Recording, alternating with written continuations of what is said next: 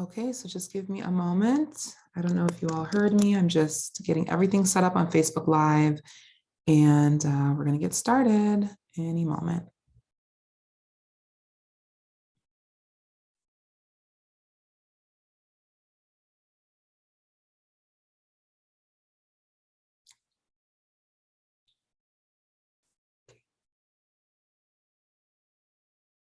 All right, we're live.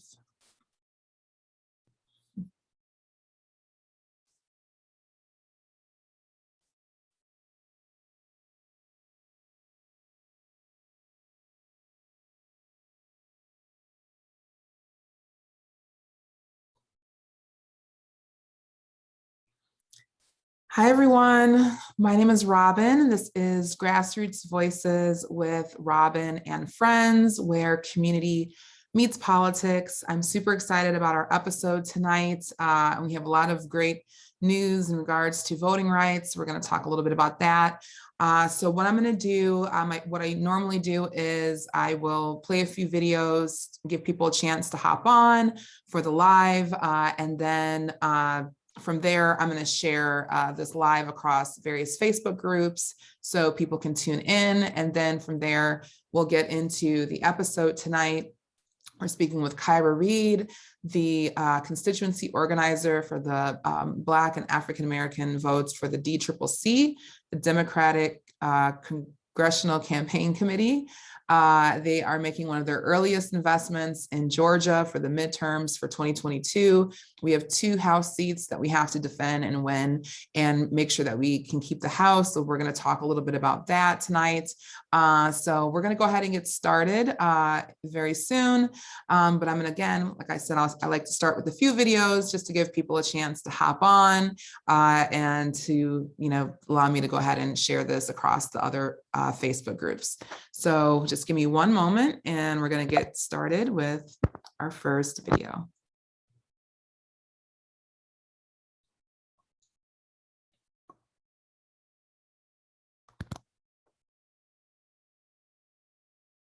So let's turn to voting rights. Joe Manchin signing on. How big of a deal is that?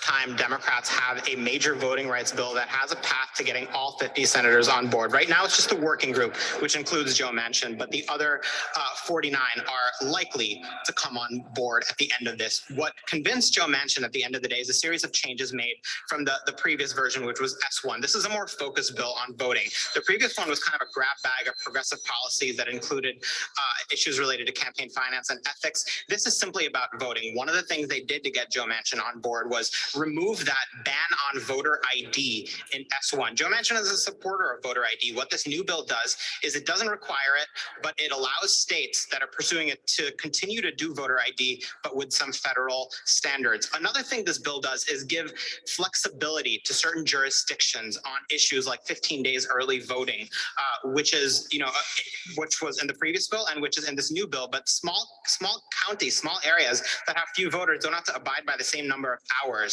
They've gotten feedback, Manchin and other Democrats, that some of those provisions would be difficult to implement. They changed that around, gave states flexibility. Joe Manchin is on board. Another key thing, Stephanie, that this bill does is it goes after sham audits like what's happening in Arizona right now. It also clamps down on states like Georgia attempting to enact state takeovers of local jurisdictions. All these things happening in the wake of the 2020 election, all of them fueled by former President Trump's conspiracy theories and lies about the 2020 election result. So we're going to discuss more on that in a moment about where we are with voting rights. Go on to our next video. This is about the Senate rule that's breaking our politics, according to Robert Reich.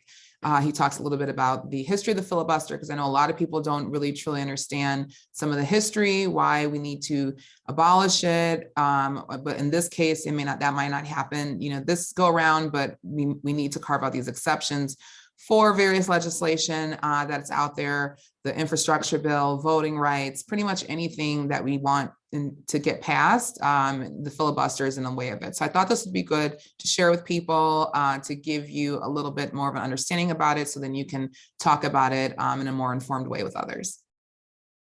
Mitch McConnell may no longer be Senate Majority Leader, but Republicans can still block legislation supported by the vast majority.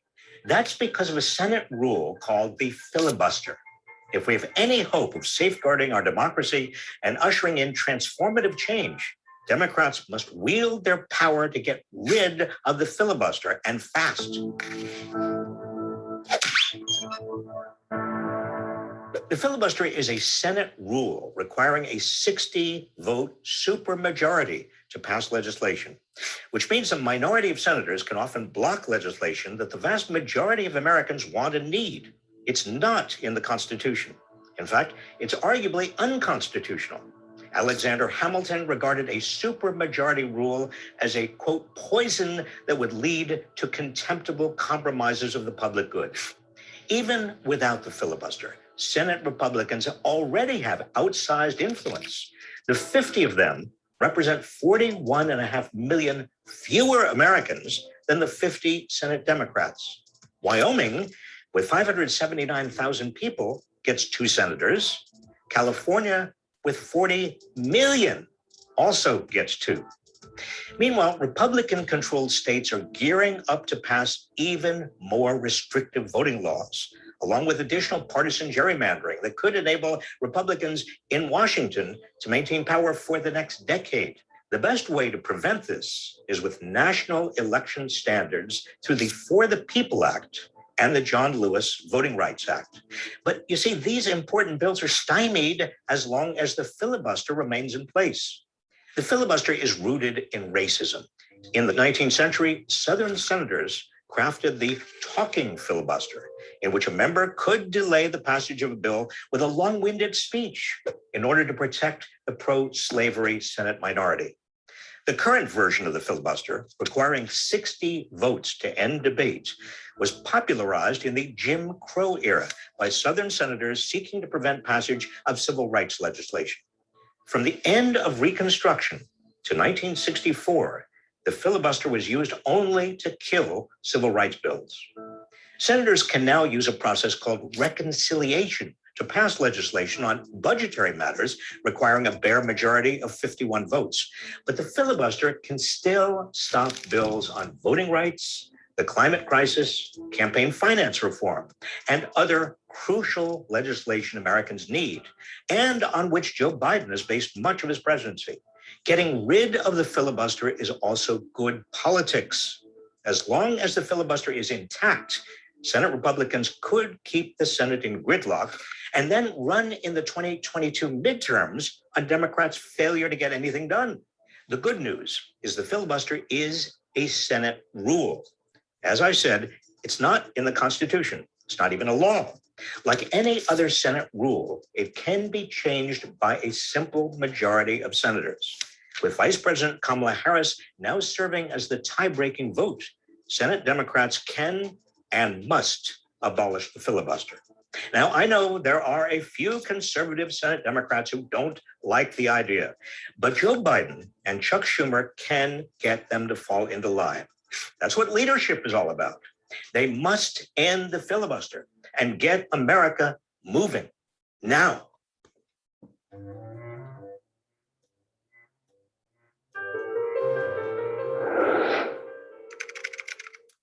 So I just got a little message because I know I just started sharing, just started sharing everything to the group, and someone asked if I could just replay that first video to give the updates on the new voting rights. It's only like a minute or two, so I'm just going to go ahead and replay that real quick, and then we'll get started with the show. Sorry. How big of a deal is that? In terms of voting rights, Joe Manchin signing on, how big of a deal is that? Time Democrats have a major voting rights bill that has a path to getting all 50 senators on board. Right now, it's just a working group, which includes Joe Manchin, but the other 49 are likely to come on board at the end of this. What convinced Joe Manchin at the end of the day is a series of changes made from the previous version, which was S1. This is a more focused bill on voting. The previous one was kind of a grab bag of progressive policies that included issues related to campaign finance and ethics. This is simply about voting. One of the things they did to get Joe Manchin on board was remove that ban on voter ID in S1. Joe Manchin is a supporter of voter ID. What this new bill does is it doesn't require it, but it allows states that are pursuing it to continue to do voter ID, but with some federal standards. Another thing this bill does is give flexibility to certain jurisdictions on issues like 15 days early voting, which is, which was in the previous bill and which is in this new bill, but small counties, small areas that have few voters don't have to abide by the same number of hours. They had gotten feedback, Manchin and other Democrats, that some of those provisions would be difficult to implement. They changed that around, gave states flexibility. Joe Manchin is on board. Another key thing, Stephanie, that this bill does is it goes after sham audits like what's happening in Arizona right now. It also clamps down on states like Georgia attempting to enact state takeovers of local jurisdictions. All these things happening in the wake of the 2020 election,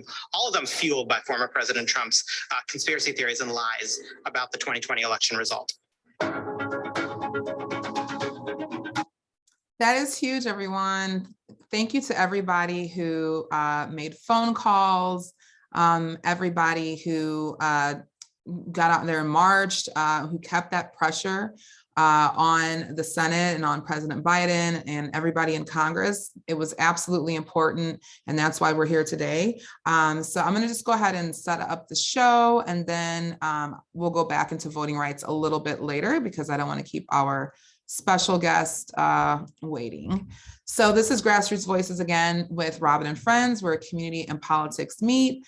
The goal of this show is that I just met so many people when I founded the Team Stacey Abrams Grassroots Facebook group and Team Georgia Blue Facebook group.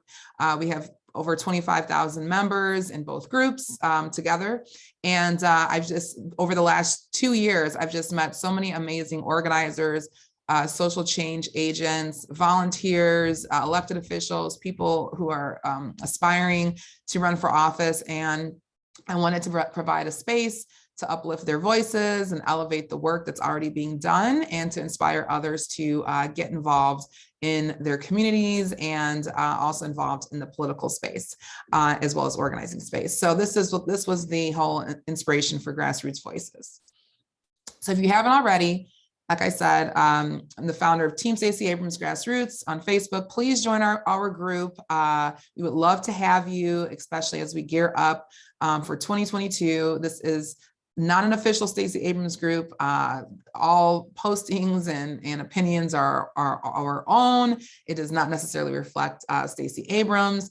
We just try to uplift her work that she's been doing across the country regarding voting rights, work that she's been doing here in Georgia, with Fair Count, with the Southern Economic Advancement Project, SEEP, various organizations and various initiatives we support within that group. And we also sometimes talk about things that are going on in Texas, another battleground state that we hope to see go blue very soon. So please join our group. We would love to have you. We also have sister groups. The sister groups are Stacey Abrams Fair Fight Club, Stacey Abrams for President, an affinity group. It was started way before Biden even announced that he was running for president. A Blue Georgia for a Stronger and Progressive America, Envoys for Humanity, Disability and Democracy, one of our newest groups, and the Rural Progressive and Afro Southeast Georgian Facebook group. So again, you can join Team Stacey Abrams, Grassroots, Team Georgia Blue, and then follow along and join some of our other sister groups. And we don't all post the same information. Sometimes there's overlap, but they're all very unique onto their own. And make sure to text Stacey Abrams. She has a new community innovative text and phone program between Stacey and Fair Fight. That number is 404-737-1022. You will get text messages and updates specifically coming from Stacey. It's really fun and really cool to have, especially when it shows up, her name shows up in your phone when someone is texting. So definitely take advantage of that. And you can send her text messages as well as Fair Fight through this number as well. And if you'd like to support this show with grassroots donations, thank you. I would love to accept. Sometimes people say, if I was in town or if the pandemic wasn't going on, I would take you to lunch or buy you a coffee or we'd grab a drink somewhere. So, and then sometimes they'll just Venmo me or PayPal. So hey, if you want to do that, if you find something interesting or you're inspired, because this show takes work, time, and energy, but I do it as a labor of love, feel free to send a Grassroots donation. So that's one way to support. Other ways to support is to just like this video, share it, leave comments, engage in the comments with one another, or ask questions of me or our guests. And I'm happy to address any questions that you might have. But please, please, please know this is a collective show. It's not just me, but it's Robin and friends. So please take advantage of liking, sharing, or commenting below. So today, in this episode, I'm super excited to have Kyra Reed join us. She's going to share more information so we can learn more about the DCCC, about what they're planning for the 2022 midterm cycle. We're going to discuss the Black African-American voter turnout here in Georgia, why it's so important, and what we can do to start organizing in our community for 2021, 2022, and beyond. So let me go ahead and tell you a little bit about Kyra. Kyra was so gracious. She reached out to me a couple of weeks ago when I was first kind of putting the show together, and she was totally down to come on. And I was just so happy to hear from her, because oftentimes, there's kind of confusion about like, who's the DCCC? What do they do? What's going on? Are they organizing in Georgia? Are they, do they come here too late and stuff like that? And I thought it would be great if she could come on and she could just answer your questions and start to share with you information about what they're doing right now to start getting ready for 2022. It's one of the earliest investments they've made in Georgia, and maybe forever, but definitely quite, a long time. So Kyra Reed is a local organizer in the Metro Atlanta area, and she is from Texas, but she's been living in Georgia for quite some time now. So she is definitely a local, and she's currently working as the Black Constituency Organizer in Georgia's 6th District, which is the district of Representative Lucy McBath. Happens to be the district that I live in, a swing district, or used to be more of a swing district, but thankfully we've been able to reelect Representative McBath in this last election cycle. And she's also going to be working in the 7th district with where Representative Carolyn Bordeaux, she won her election in 2020, and then she'll be up for re-election in 2022. So these are two very important seats that we really need to keep here in Georgia and just in general in the House. One of Kyra's biggest passions is promoting more Black and people of color to get involved, because the personal is political. And in her free time, she watches Bravo reality shows and hangs out in bookstores. To get more involved with her work or to contact Kyra, you can reach her via email at reed, R-E-E-D, at dccc.org. So I'm going to go ahead and bring in Kyra. Just this moment here.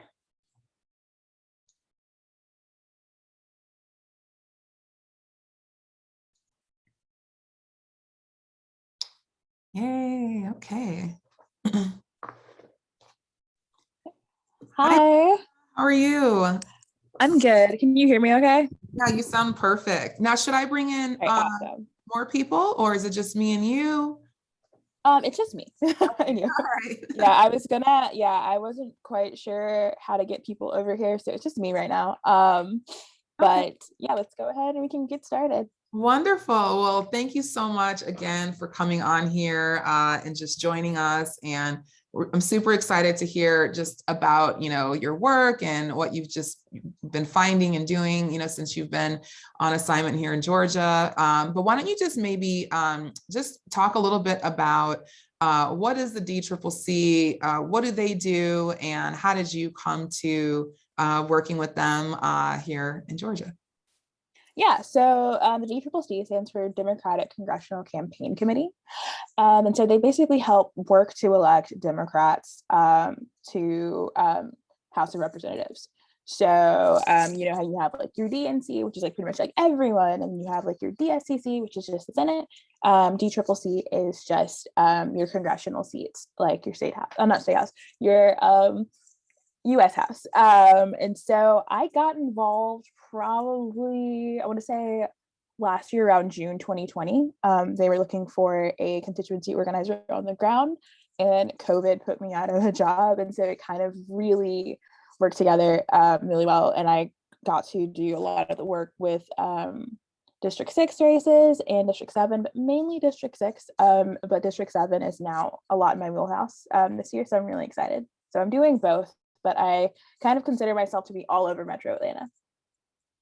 Wonderful. And so I know we wanted to talk a little bit about, the Black African-American voting bloc, especially here in Georgia, and why, it's so important to Georgia, and how that also impacts the House in general across the country.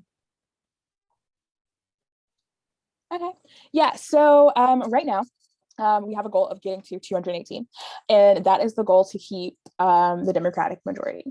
And so we have a lot of different ways we can do that. I mean, we can always start, we can start later and like call into people, but I think because of redistricting and because of so many different things happening in Georgia and all eyes are still on Georgia, we're getting an early start.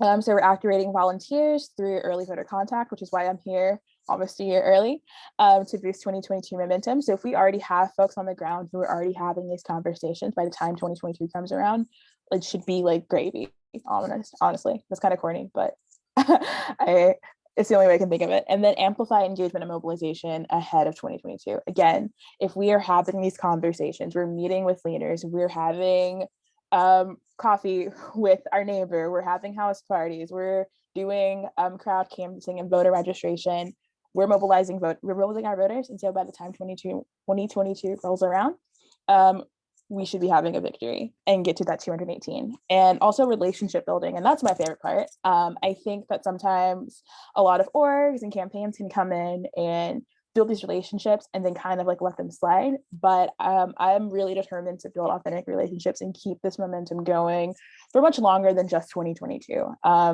We're always going to have to vote. We're always going to have to like make sure that people are protected. And so I want to keep these authentic relationships. I want to keep these communities going, even when I'm gone, or if I have to like move or whatever. Like I want that relationship building to still be here. Yes, no, I totally agree. It could take, more time and energy, but if you can really build that authentic relationship with someone, it reaps benefits like 10 times over, so what are you hearing out there? Like, as you're talking to people, what's kind of on people's minds, maybe the voters or the average person or grassroots leaders, people, what are you hearing? Certain people I'm talking to, they are exhausted, which is like definitely like a thing. A lot of people, they're like, I am so excited to like get back on the ground and get work again, but like I've been like asleep for the last since January to like now. So it's a lot of people who are like just now like, okay, I'm ready to get back out there. I'm ready to start like volunteering again. I'm ready to start registering people to vote. And then you have people who have never really stopped. I think I'm one of those people. And so it's really kind of mixed, but a lot of excitement. Like I was kind of surprised. I was kind of nervous going into it. I was like, people are going to be like over it. And like you have people who are just like, I'm tired, but I'm ready to go. Or like, I've never stopped. I am tired, but I'm not going to stop. So, and pretty much every person I've spoken to since I started has been so helpful, so amazing. It's also really nice to be in my neighborhood and organizing. So I'm like talking to my friends and like we're having conversations and I'm learning things I did not know about certain areas and like what's going on. And so it's really fun to get plugged into that. Yeah, it's so true. It's, it was like right after I was on Senator Ossoff's campaign team during the runoffs, and it was like victory, yay. And then it was the insurrection. And then right after that, it was the Georgia state legislature and all those voter suppression bills that came down. And then, it was like just focusing on that and protesting and doing all these things. And I swear it was maybe around April that I felt like maybe, that was kind of my breaking point where I kind of hit a wall. And then, but then it's like, I thought more people would be kind of checked out. And some people did, and rightfully so, because a lot of people have been going for really since 2016 when Trump, got into, to office, wormed his way in there. And then, the 2018 cycle and all the victories there. So a lot of people, they really had not stopped. But I will say, I do think the victories from 2020 and 2021, especially here in Georgia, and then also seeing the backlash with the voter suppression bills, it just kind of showed people that we were making headway and that we are, we have a huge momentum behind us. And we have the numbers. So I do feel like a lot of people still stayed involved and engaged way more than I thought they were going to be, and willing to really fight, for voting rights. So it was great to hear, today that, the Senate is making some movement in regards to, voting rights. And I think, people will be energized going into 2022. So I just want to ask, what would you say, are there any specific differences in regards to the 6th and 7th district in strategy, or is it going to be kind of relatively the same? It's like a little bit of yes and no. I noticed that there are pockets where I'm going to have to think a little bit differently. Or be a little bit more strategic. I think that sometimes we can see the big picture and be okay, this is all suburban, but it's okay, now we got to zoom in. And since I'm doing Black constituency organizing, that looks a lot different than if I were to just focus on the general constituency. And so I think I've been focusing a lot on small businesses. I've been looking into a lot of small business owners and be okay, I want to work with them. And then I'm okay, I see this business that I want to work with, but how can I make that relationship? How can I build that relationship? So I'll reach out to someone who does work in that district and I'll ask them. And so it's relatively the same, but also just slightly different, just depending on where I am. Mm-hmm. And then do you find, as far as the young voters, are you speaking with them? We had Rick Hart, he's the president of the Young Democrats of Georgia. He was my last guest last week, and he was kind of sharing what they've been doing. But are you finding that young people are still excited and fired up? Yes. Actually, I just messaged Rick earlier because part of my plan is to do a lot of youth engagement. And so I got my start in college organizing. So I got my start registering kids my age to go vote and doing dorm storms. And so I want to incorporate that to my program. And so I've reached out to him and a couple of other college kids and be hey, let's see if we can get something started. Let's see if we can do a voter registration at your school.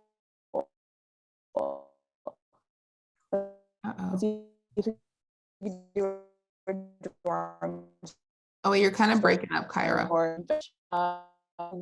So excited. I know it and I have them going. I think a lot of people are in the same way. Oh wait, Kyra, you're kind of breaking up. Yeah, you're kind of. I think it's frozen on my end. I know it happens. Let's see. Yeah. Wait. Still frozen. Oh no. Too. Okay. Now you're back. All right. So you were just saying cool. that the dorm storms and reaching out. No, that's good to hear. Because I know Georgia's their youth vote 18 to 35 was higher than the national average in 2020. So that was really encouraging to hear. Yeah. That's the thing. Youth will organize crazy, even without someone there. They will be oh yeah, I am registering my friends to go vote. I yelled at my mom to go vote. They know, they're all about it. I love it. I love that. Yes, that gives me a lot of hope. So again, let's talk a little bit. So why is the Black African-American vote so important here in Georgia, would you say? Yeah, so I believe that you don't win in Georgia. I don't think you win in general without the Black vote, but especially in areas like Metro Atlanta, where our Black population has just been growing for the last 20 years. And then you have when Stacey Abrams ran, and then the 2022 cycle, not 2022, oh my gosh, 2020 cycle, we really turned out the vote. And I think the Black vote had something to do with it. Georgia has kind of always been on people's radar, especially for the last couple of years. And I think a lot of that is because of Black organizers and the Black vote. But I think we need to take it one step further. So I think that yes, turnout is important, but I also want to build on that turnout. So it's like, for every single person that's registered to vote, I want like 5 more to go vote. I want 5 more. I want it to be bigger. I want it to kind of be taken by storm. And so that's why the Black vote's so important to me, obviously, as a Black woman.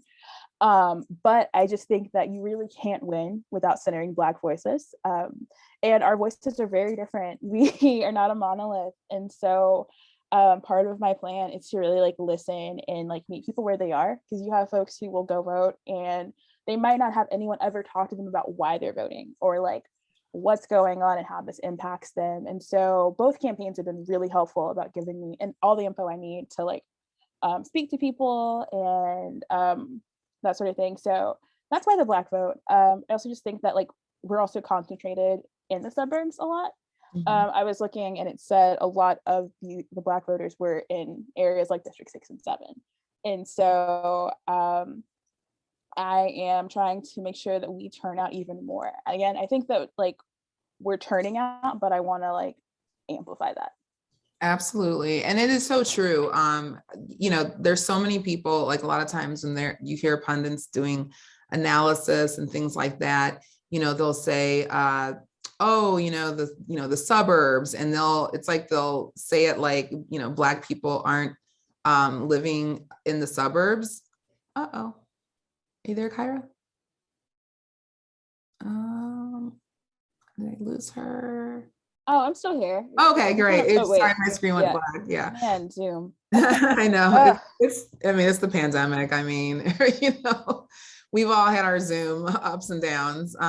But yeah, it's like a lot of times the way it's talked about, it's like, you know, as if like no Black people live in the suburbs, as if Black people don't live in rural communities. And then especially here in Georgia, you definitely find, you know, Black people all over the state, you know, rural, suburb, city, you know, doesn't matter. So yes, I'm so glad to hear that, you know, and it's so important too, because if you don't maximize Black voters here in Georgia, the Democrats really don't, you know, have a shot, you know, just based based on the numbers, you know, you need a certain, you know, delegation of voters. And so we do a Facebook group, one of our sister groups, the Rural Progressive and Afro Southeast Georgian Facebook group. And they really focus on, you know, specific issues happening in some rural areas. And I hope to get a group together. I'm still working on it, to have an episode that specifically goes a deep dive into rural organizing here in Georgia. So can you tell people maybe like, what are the plans as far as how they can start to get involved this year, and then maybe what you're foreseeing how people can get involved like the first, you know, maybe couple of months or so of 2022? Yeah.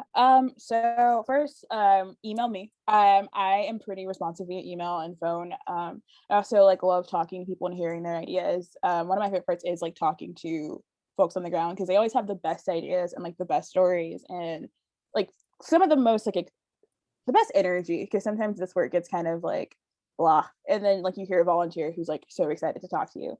So obviously email me. But I am planning a few things. So I guess I'm trying to work with like local small business leaders. So I want to do like a shop talk series where we are just sitting in like a barbershop or a hair salon or a Black-owned restaurant, and we're just having a frank conversation, because I will have some of my most deep conversations at the hair salon. And I know I'm not the only person who's like that. Or like, I love hearing about how Black businesses got started, especially like restaurants, because I think food is so important to everyone, especially our community. And so having a good conversation over food while amplifying a Black business, and also talking about how 2022 is going to amplify Black businesses. And then also organizing in your neighborhoods. I've had people who will like come to a canvas from like previous jobs, and they're like, oh, give me some more lit. And I will give them like 100 pamphlets, and they just go walk their dog and like talk to their neighbors. I think that a lot of this work is going to be relational, because sometimes people will vote in like the presidential election and be like, oh, I don't have to vote until 2024. No, please vote in 2022. And also like having your neighbor like have that conversation with you is also super important. And I'm also planning other things like community check-ins. I think one thing that I've noticed that is really important is just like ask people, how are you doing? Other than like, how can like you work for me? So like, how are you doing? Like, what would you need help with? If you need help with like rental assistance, because this is a really hard time for everyone. If you need help with like voter drives, or food drives, or just need to talk to someone about like how stressed out you are from like doing like Zoom calls. You know what I mean? I want to have that going on, because I think that's also how we can have some like really hard conversations, because then it's like we're friends, we're family. We can talk about it and I can help in the best way possible. And then another thing I'm really excited about that I'm working with one of my friends is voter register, Black Voter Series. He does a lot of work with Black voters and turning out the Black vote. And so I know that there's a lot of people who are just like, who have a lot of questions about what the hell is going on with the voting laws. Am I going to be okay when I go to the polls? What do I need to do to make sure that my vote's protected? How do I even know if I'm registered to vote? And so like, those are very simple questions that like a lot of people are always kind of too afraid to ask. And so I want to have stuff where we can go ahead and answer those for you, and like also give people resources on how to make sure that not only their vote's protected, but their neighbor's vote's protected. And then lastly, I want to do faith outreach. I think faith groups are so important, and they're also some of like the most important voices in our community. I know growing up, I had churches that would do voter registration drives. They would go to like a neighborhood and just say, "Hey, are you registered to vote? Let's register you to vote." You know, and we all know about Souls to the Polls and Moral Mondays. And so I think that church is super, super important. And so I am also trying to do a lot of faith outreach as well. But if you have any suggestions or tips, or you want to get in on something, or you know something, please like don't be afraid to email me or use the sign up links we've got down there. Yeah, so we're sharing in the comments section Kyra's email, the Google form that you can sign up to get on her volunteer list, and we'll continue to post those links throughout the show. And then lastly, I know one of my coworkers, we have a constituency organizing director who's in both districts, and then we have a regular organizing director who is in just like one district, and she's having a campaign kickoff. And I will send you that link and you can post it as well. There's a lot of ways to get activated before 2022 election day. And even if it's just like you coming up to me and saying, "Hey, I just want to have like friends at my house to talk about why we got to go vote," and maybe like call some people, we can get that set up. It's so easy. And then there's also just lots of ways to be an active volunteer with DTRIP. And again, if you have any questions, you can reach out to me. Oh, that's fabulous. And I feel like the earlier, people start, you can feel a little bit more at ease going into 2022.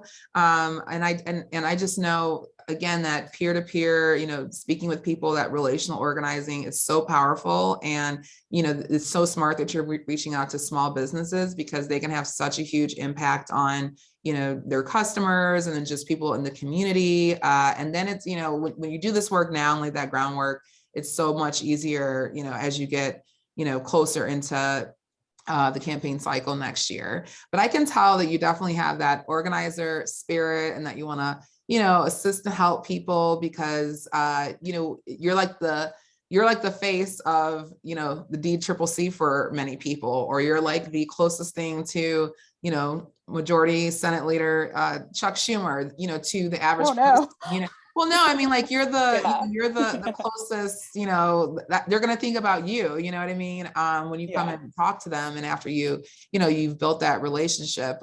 So it's so important, and it's great that you're just keeping in mind that people are going through a lot, since the pandemic, and that they might need resources or, need assistance. I know during the Biden, when president, during his campaign, right, like at the start of the pandemic, they were doing wellness calls and wellness checks, at the time, because, people were, just really uncertain about what was going on, and we just didn't know, anything. And I just know that was like a really nice personal touch. So I'm glad you're thinking. Yeah, and I think that like, even like, no matter what happens, I think people are always gonna like take that with them, is like, oh man, that volunteer from like Alpharetta, like once like just called me and asked me how I was doing, and then I was like, oh, I just want to go hang out with someone, and we just went for the neighborhood and talked about politics. Like, so I definitely think that like I said, relationship building is like my favorite part, because I can think about all the times someone's reached out to me about getting involved in politics, and I've never forgotten it. So I think it's super important to keep relationship building. And it's so important just to, like they used to tell us during back with the Obama campaign, just to how important it is to ask, for something, because a lot of times if a person just has never been asked, to get involved, and then the minute you do, they're willing to do it. But like a lot of times, if you don't ask them, they think that you got it under control, or they think that maybe there's nothing that they can do, and then they don't, that person may not contribute. But I just know that's happened, with me, or maybe I was phone banking or doing something, and then an organizer asked me like, hey, could you please come out and knock on doors with us? And then I'm like, oh, okay, yeah, because they asked, so it just really even just starts there, building that relationship, and then having that ask, and a lot of people will step up. So, well, that's exciting. So we're going to be posting, your event. I know you'll be posting in the groups and everything. And then just throughout the year, we'll keep uplifting the work you're doing. And then if there's, if you want to come back on, or if there's something important happening, please don't hesitate. We'd love to have you back, and you'll definitely have to come back in 2022 and get us straight with all of our marching orders. We'll have like a victory call too. Oh yeah, absolutely, wonderful. So is there anything else you want to throw out there or add? No, just like, again, my email's down there. I'm probably going to be popping some more stuff into the group, but just keep, like, obviously if you're watching this, you're probably already someone who cares deeply about your community. So please like keep that going, because it means a lot to a lot of people who don't have the capacity to do it. I've been told that so many times, like, I don't have the capacity to like make calls because I'm a mom, I work full time, I don't have like that capacity. So like, you're helping so many people just by being here. So thank you. Absolutely. And again, please fill out the Google form. Even if, you don't do something right away, at least Kyra will have your information and you'll be in her database. So then if you do get more free time, or, you get more fired up to do something, you're already, linked in with her. And again, you have her email. Can you just repeat your email again? Yeah, it's my last name, Reed, REED, at DCCC.org. So that's DCCC.org. And then, yeah. And again, I will be in the group this entire time, like probably forever.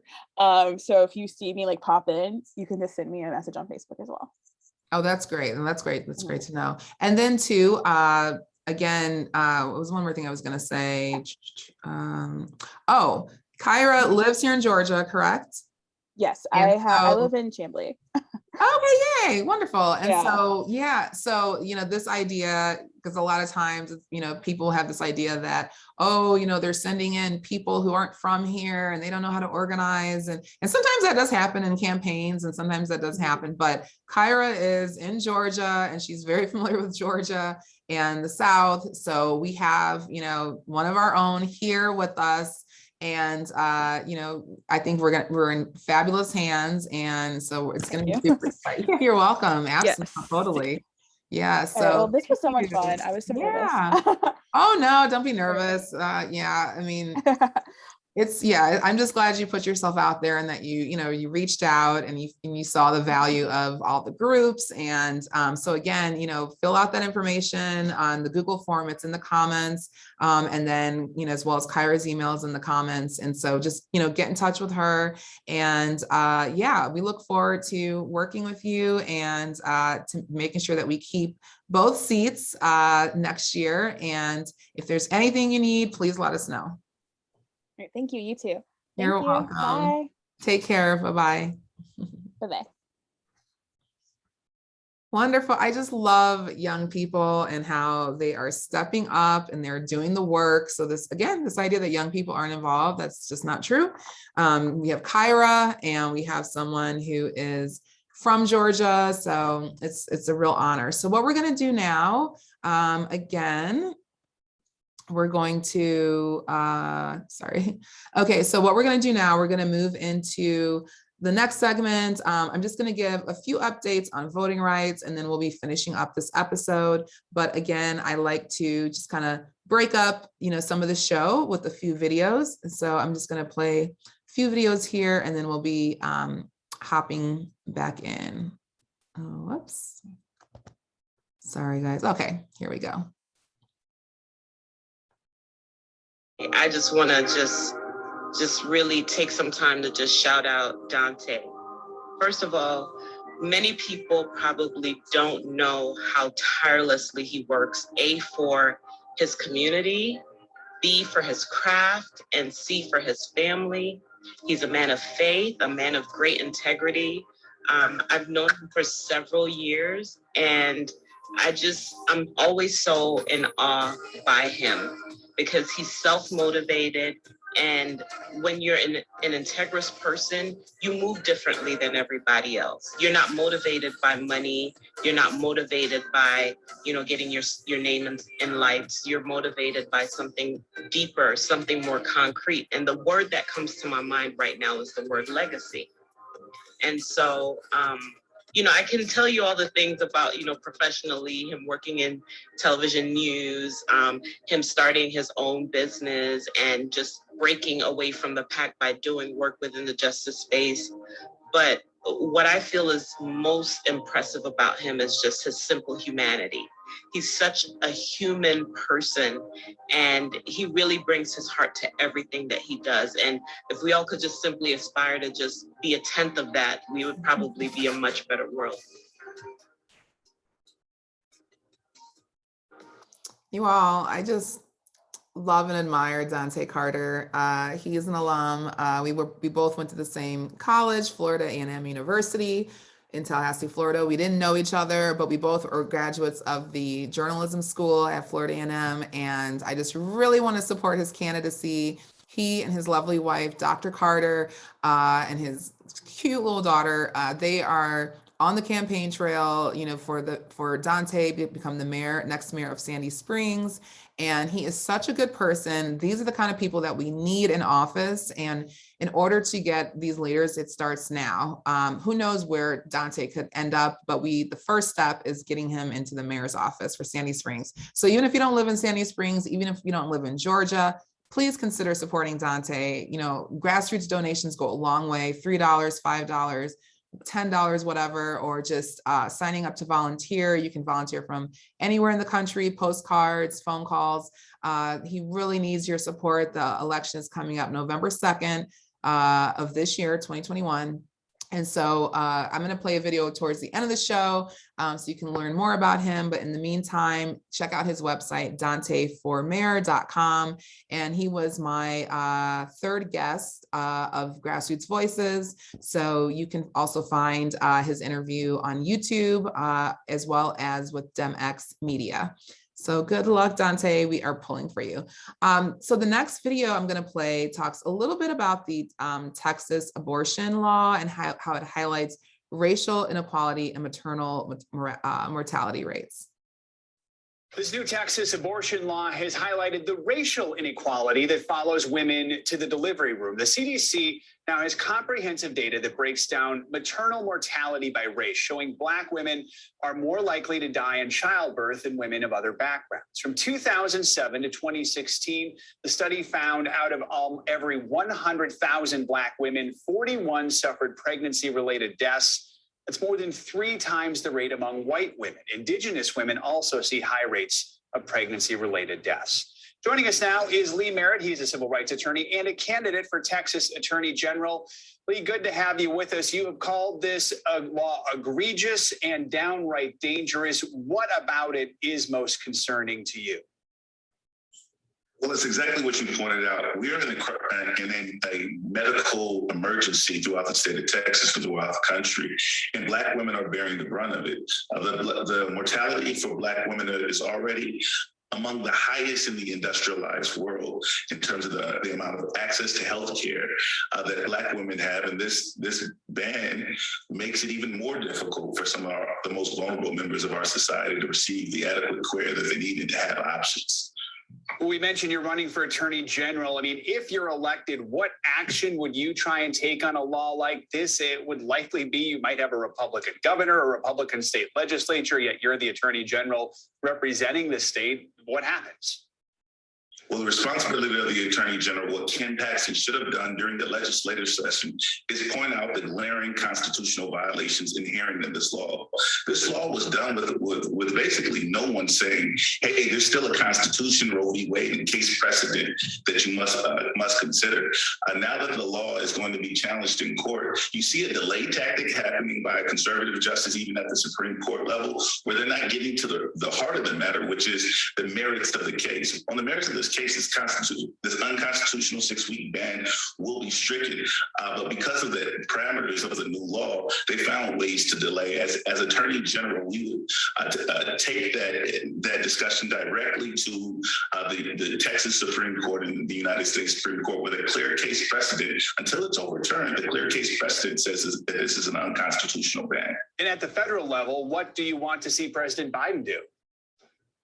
I think the discussions taking place in the White House and in DC about codifying the protections of Roe v. Wade have become increasingly important. We are seeing a new court, a court that was largely shaped by a Trump presidency that instilled radical activist judges from the conservative right all over the country, all the way up to the Supreme Court. And so we need additional protections from both the legislative and the executive branch to offset a judiciary that seems to be moving like a runaway train. Let's shift gears here to election law in Texas. The governor is expected to sign that Senate Bill 1, which bans drive-through and overnight voting, issues criminal penalties for election workers, offers more protections for partisan poll watchers, and adds a voter ID requirement for voting by mail.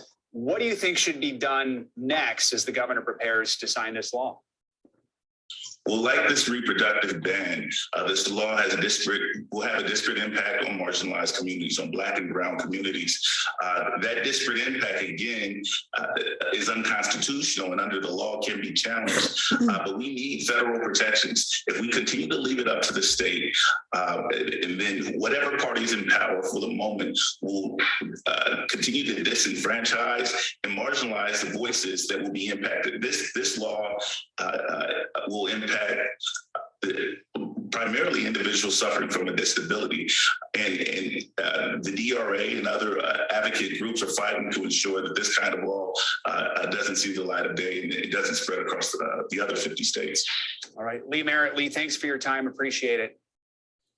So everyone, this is Lee Merritt. He is running for Texas Attorney General. So again, we want to make sure that we support him. You can go again into the comments or meritfortexas.com, and that is where you can find his information to make donations or to volunteer. All right, so I'm super excited to announce today is the day that we are launching the March for Reproductive Justice here in Georgia. I am honored to be part of the planning committee for the march here in Georgia, along with a wonderful, phenomenal team. It's very diverse and inclusive, people from all walks of life, from various groups, political groups, social justice groups, organizing groups, amazing activists and advocates and individuals who care about reproductive justice and democracy. So we have all been just working really hard working together really hard over the last week or a couple of days, texting and sending information and trying to get this march together. So the march here in Georgia, and I will talk about, if you're not in Georgia, where you can find information about the march, but it's going to be here in Georgia, October 2nd. It's a Saturday, October 2nd. The march will take place at Liberty Plaza. We're going to meet there. It's across from the Georgia State Capitol at 11 a.m. And we're using the hashtag bans off our bodies. So again, the March for Reproductive Justice, come out, show your support. If you can't be there, please share this event on social media. So again, we're going to drop in the comments the sign up link for the march that's taking place here in Georgia. We really need people to show up and to let all of our lawmakers know that reproductive justice is non-negotiable, and that we need to keep the parameters and safeguards in place to protect women and to protect people's choices when it comes to our bodies. And so this is one step that we're going to be taking for the march. Also, we're still contacting your senator to let them know that we need them to pass the John Lewis Voting Rights Advancement Act. I do want to just share this number, 833-465-7142. This is Fair Fights Hot Call Summer. People have been making calls throughout the summer. Thank you, thank you, thank you. It has absolutely helped. You have kept the pressure up, and it has worked. It's working, but it has worked because as of today, it was reported that Senator Joe Manchin has accepted parts of the For the People's Act, but it's now a new bill that was introduced by Senator Amy Klobuchar. So I'm just going to give you a little bit of an update. So again, the John Lewis Voting Rights Advancement Act, that already went through the House and passed the House. Now it's thrown back to the Senate. So this is why we're calling our senators to pass the John Lewis Voting Rights Advancement Act. That's one bill. And then there's a new bill as of today, the Freedom to Vote Act. And this was introduced by Senator Amy Klobuchar, as well as Senate Majority Leader Chuck Schumer, Senator Manchin out of West Virginia, Senator Tim Kaine out of Virginia, John Tester out of Montana, Angus King, an independent in Maine, Senator Jeff Merkley, as well as Senator Alex Padilla from California, and then our wonderful favorite senators here in Georgia, Senator John Ossoff and Senator Raphael Warnock. So all of them introduced the Freedom to Vote Act. I have my little notes here because it's like fresh off the press. And it has aspects of the For the People's Act, as well as some other provisions that are in the Freedom to Vote Act, but it is supported by Senator Joe Manchin. He has signed on. Stacey Abrams, she has also expressed her support of the Freedom to Vote Act. And some of the things that are in this bill, it stops because it's 592 pages. So obviously I have not read all of that. And there's synopsis. People are putting together synopsis on this bill as we speak. But it was mentioned that it stops the GOP from stripping away votes from different demographics of people, and it pushes back on the state legislatures who are trying to take away power and autonomy when it comes to the vote counting process. They're trying to take it away from third-party nonpartisan groups, and they're trying to give it to partisan groups affiliated with the state legislature. It also pushes back against partisan gerrymandering, which is extremely important because districts are being drawn as we speak. And the new bill also sets a national standard for voter ID and also supports various uses of, it offers different varieties of IDs and documents that people can use if they don't have a driver's license. So like maybe a utility bill or something like that. So that just happened today. So again, thank you so much for making those phone calls, and continue to call your senators about the John Lewis Voting Rights Advancement Act, and then also call your senators and let them know that you support them in coming up with this new bill, the Freedom to Vote Act. So again, marching, protesting, boycotts of corporate sponsors, phone calls, all of these things is what got us here to this point. So that's extremely important. So thank you everybody for your help. And then as I wrap up, I just want to remind people to please support Reform Alliance and also support the fundraising efforts of Common Good Atlanta. They try to bring educational resources to people who are impacted by the incarceration system. Abigail Cook and Patrick Rodriguez, they were my first guests ever on Grassroots Voices. We talked about probation and parole reform. So please go back and check out episode 1. It was really interesting, and a lot of people have no idea about just how hard it is to be on probation and parole. It's almost in some ways, it's like almost worse than a person who's maybe locked up for a few years, because then now they may be released after a couple of years, and then they're on probation for 10, 15 years, which is crazy. So they talk about that and share some of their personal stories and how you can get involved with Reform Alliance and Common Good Atlanta.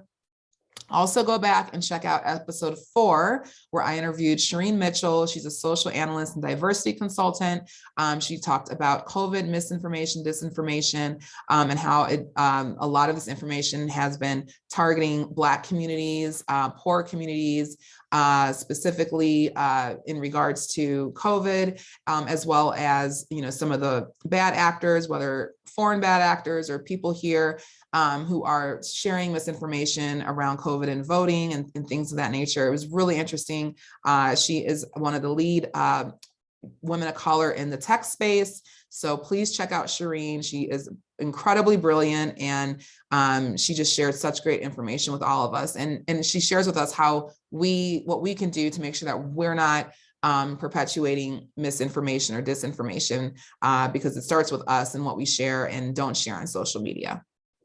And then next week, episode 7, I am devoting an episode to support the LGBTQAI+ community. The episode is going to focus on the organizing and voting power of the LGBTQAI+ community. I will be joined by Alex Mohajer, president of the Stonewall Dems, as well as Jasmine Kanik, self-identified female at large, executive board member of the Stonewall Dems in Los Angeles, California. They broke history, both Alex and Jasmine, with their candidacies with the Stonewall Dems. Stonewall Dems, they're one of the oldest LGBTQ democratic organizations in the country. And both Alex and Jasmine broke barriers and are bringing a lot more diversity and inclusivity to the Stonewall Dems. So we're going to hear from both of them. We're also going to talk a little bit about the Ed Buck case, and he was recently convicted. It was a very scandalous and controversial case that was taking place in Los Angeles. And Jasmine, she was a huge organizer around keeping that case elevated in the mainstream, and made sure that justice was met in the court system and in the public opinion of what was going on at that time. And then Colby Gardner, he's also going to join us. He is the candidate for Georgia Lieutenant Governor, and we're just going to speak with them again and have them share the power of organizing and voting in the LGBTQAI+ community, and what people like me and other straight allies, what we can do to support them, because it's all inclusive. We all need each other, various coalitions, we all need each other in order to keep our democracy intact and make sure that we're getting healthcare passed and voting rights and climate change and $15 minimum wage and all of these things, and education, all these things that we care about. We need these various coalitions to come together and be able to build community in order to get a lot of this done. So this is going to be Tuesday, September 21st at 7 p.m. Eastern. And again, you can watch it here at in this Team Stacey Abrams group, as well as all of our sister groups. And if you can't find our groups, just put in the hashtag Grassroots Voices, and the episodes or the groups should come up in the search, and then you can join us there.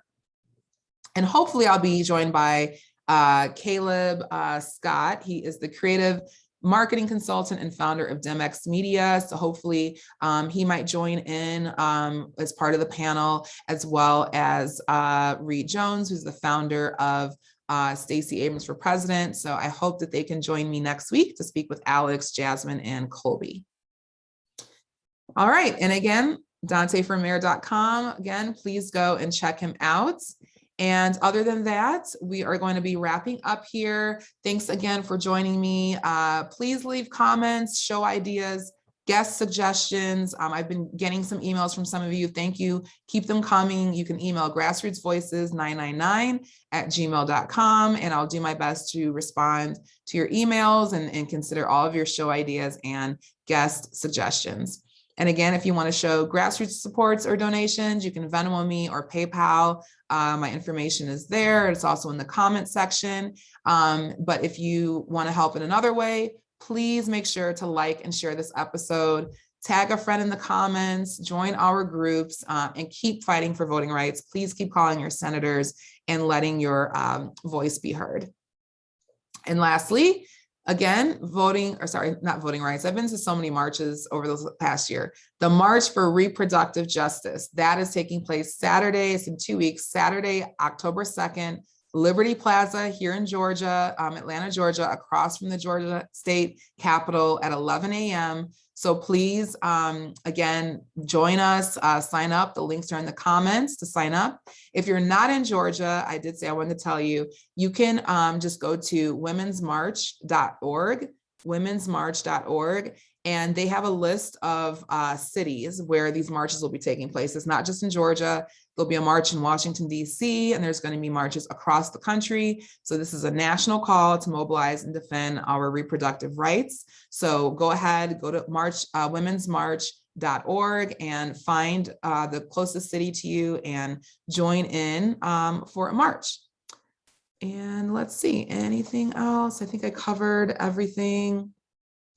Yeah, so I'm just going to close out one more time with a video, and then I think that will be it for us this week. Again, thank you everybody for tuning in. It's always a pleasure to, sorry, I'm trying to share here. It's always a pleasure to connect with everybody and hear what you all have been up to when you send me your emails. So this is our last video. Dontaye Carter, why he's running for mayor. My wife and I have worked hard to provide a much better life for my 3-year-old daughter, Kylie, than what I inherited. I'm the oldest of 4 children and proud son of 2 Army veterans. My mother and stepfather divorced when I was young. As hard as it was starting over, I never saw my mother give up. She worked overnight, went to school during the day, and still managed to care for 4 children on her own. And she succeeded. That's why I'm here today with my wife, Karen, and my daughter, Kylie, because my mother refused to give up.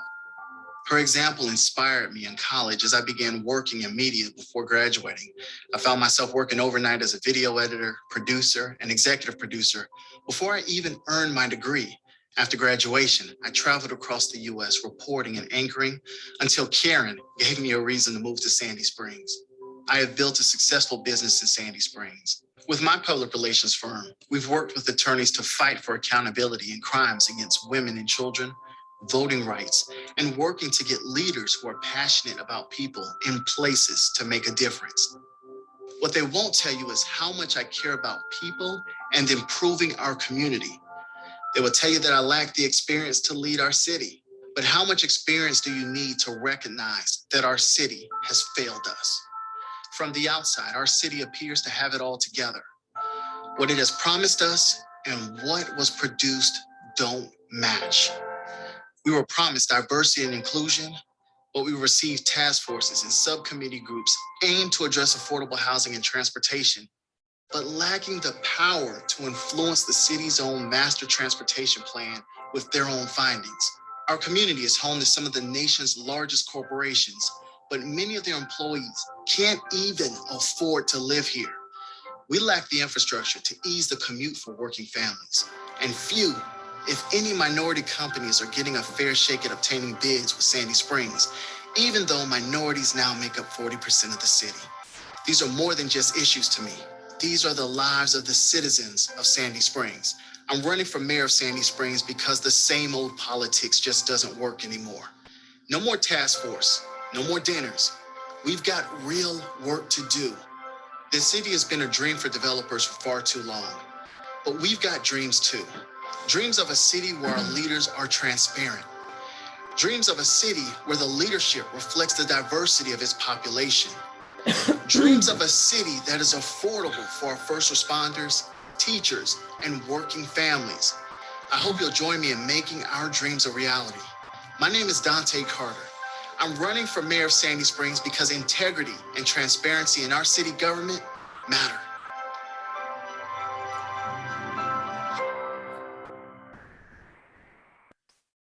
Yay, Dante. So thank you, everyone. Thanks for stopping by. And I will see you all next week on September 21st at 7 p.m. for episode 7. And again, thank you for contributing. And again, if you have any questions, please feel free to reach me at grassrootsvoices999@gmail.com. And I'm happy to connect. All right, so treat yourself today. Have a wonderful evening. We made some progress here on the voting rights front. So do something nice for yourself today or this week, especially if you've been calling like a maniac, calling your senators and marching and protesting. Take this moment as a step of victory in the right direction. And we're just going to keep the heat on them until we get it done. So again, Grassroots Voices with Robin and Friends, where community and politics meet. Thank you so much. Have a wonderful evening.